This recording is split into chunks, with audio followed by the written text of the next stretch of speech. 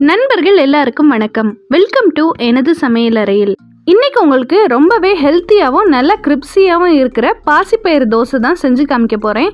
இதை ஒரு தடவை நீங்கள் செஞ்சிட்டிங்கன்னா அடிக்கடி செஞ்சுட்டே இருப்பீங்க. அந்த அளவுக்கு டேஸ்ட்டாகவும் கிரிப்ஸியாகவும் இருக்கும். பாசிப்பயிறு அதாவது பச்சை பயிறு கார தோசை செய்யலாம். வாங்க வீடியோக்குள்ளே போகலாம்.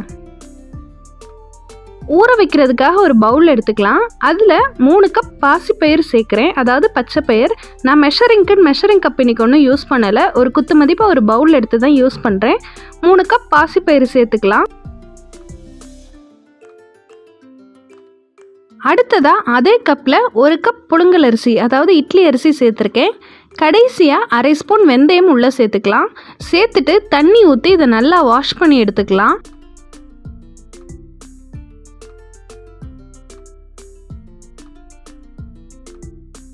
ஓகே, இப்போ வாஷ் பண்ணி எடுத்தாச்சு. இதை தண்ணி ஊற்றி கிட்டத்தட்ட 6லேருந்து 8 மணி நேரம் ஊற வைக்கலாம். நீங்கள் ஓவர் நைட் கூட சோக் பண்ணி வச்சுக்கலாம்.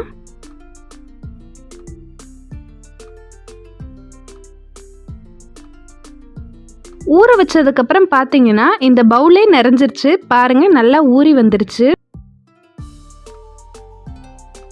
இதை அப்படியே ஒரு மிக்ஸி ஜாருக்கு மாற்றிடலாம்.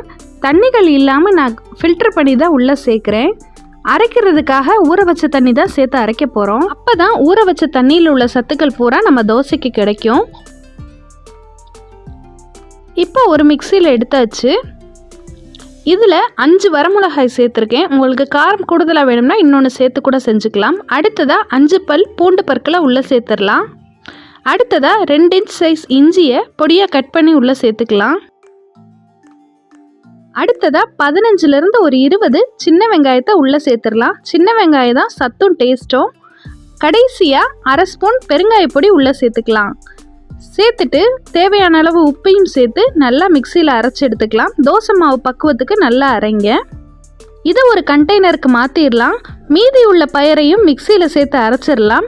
2வது பேட்ச் அரைக்கிறதுல எந்த விதமான பொருட்களும் சேர்க்க வேணாம். அதாவது வரமிளகா, வெங்காயம் இந்த மாதிரி எதுவுமே சேர்க்க வேணாம். சும்மா ஊற வச்சதை மட்டும் மிக்சியில் அரைச்சி எடுத்துக்கோங்க. தோசை பக்குவத்துக்கு அரைக்கிறதுக்காக மிக்சி ஜாரில் கொஞ்சம் தண்ணி சேர்த்து ஒரு அலசி உள்ளே ஊற்றிருக்கேன். இதை ஒரு மூடி போட்டு மூடிட்டு 3லேருந்து 4 மணி நேரம் புளிக்க வச்சிடலாம். 4 மணி நேரத்துக்கு மேலே பயிர் ஐட்டத்தை புளிக்க வைக்கக்கூடாது, ரொம்ப புளிச்சிரும். நம்ம இட்லி தோசை மாதிரி கிடையாது.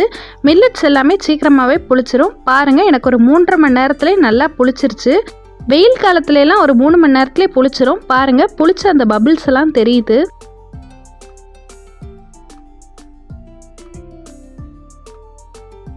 அடுத்ததாக தோசை ஊற்ற வேண்டியதான்.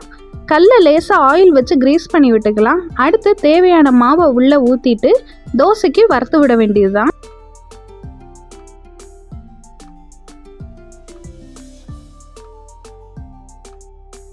தேவைப்பட்டால் எண்ணெயோ நெய்யோ சேர்த்துக்கலாம்.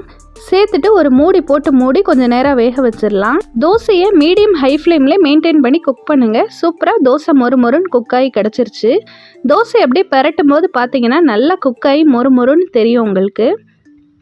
இந்த ரெசிபி நீங்களும் ட்ரை பண்ணி பார்த்துட்டு எப்படி இருக்குன்னு மறக்காமல் கமெண்ட்ஸில் சொல்லுங்கள். உங்களுக்கு ஏதாச்சும் ஸ்பெஷலாக ரெசிபி வேணும்னா சொல்லுங்கள், அதையும் செஞ்சு காமிச்சிடலாம். நான் இன்றைக்கி தோசைக்கு நேற்று செஞ்ச பட்டாணி குழம்பும் தோசைக்காக செஞ்ச தக்காளி சட்னியும் தான் வச்சுருக்கேன். அவ்வளோதான் இந்த ரெசிபி. நீங்களும் ட்ரை பண்ணி பார்த்துட்டு எப்படி இருக்குன்னு மறக்காமல் கமெண்ட்ஸில் சொல்லுங்கள். என் சேனலுக்கு மறக்காமல் சப்ஸ்கிரைப் பண்ணாத நண்பர்கள் சப்ஸ்கிரைப் பண்ணி எனக்கு மோட்டிவேட் பண்ணுங்கள். அப்போ தான் இன்னும் சூப்பரான வீடியோஸ் போட எனக்கு ஆசை வரும். சப்ஸ்கிரைபர்ஸான உங்களோட சப்போர்ட் தான் ஒரு வீடியோவும் எனக்கு பெஸ்ட்டாக பண்ணுறதுக்கு மோட்டிவேட் பண்ணுது.